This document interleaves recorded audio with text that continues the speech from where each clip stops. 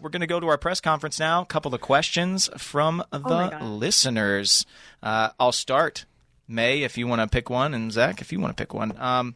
What is your favorite Friday Night Lights reference in other media? And this is from Odds O'Brien. I mean, you know what?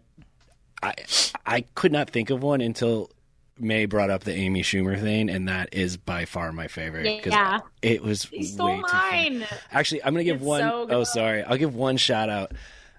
And I didn't know about it. This was a friend of mine I went to college with, Devon Jackson. He's an amazing actor. But he made a Funny or Die skit that was called, I'll have to find out what it was called. And it was called Friday Night something, but it was him and another improv actor. And it was so in the style of our show. And it was all it was just so many. It's yes. I have watched this many times, and it's awesome. Yeah. And anyway, and I found it, and I thought it was hilarious, and I texted him, and he said, "Oh man, I didn't want to tell you about it because I thought you might think I'm making fun of you." I was like, "It's the most amazing thing ever." It's awesome. It's a bunch of them not saying much or not saying anything, but continuing to talk, and it's so good. Funny or Die, Friday Night Lights. Me, New Girl.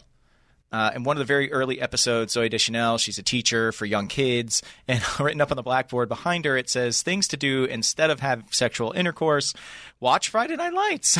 So I love it, and I felt like it tied into this episode a little bit as we have kids making big-time decisions in their life in this particular episode. There's also obviously a really good Parks and Rec one, which I won't even get into, but it's really funny. Oh, and man. They're debating. It's everywhere. On Ginny and Georgia, which just released on Netflix not too long ago, there's Friday Night Light references in there, Heart of Dixie. All the shows I work on, people work all these things into them as well. So they're everywhere.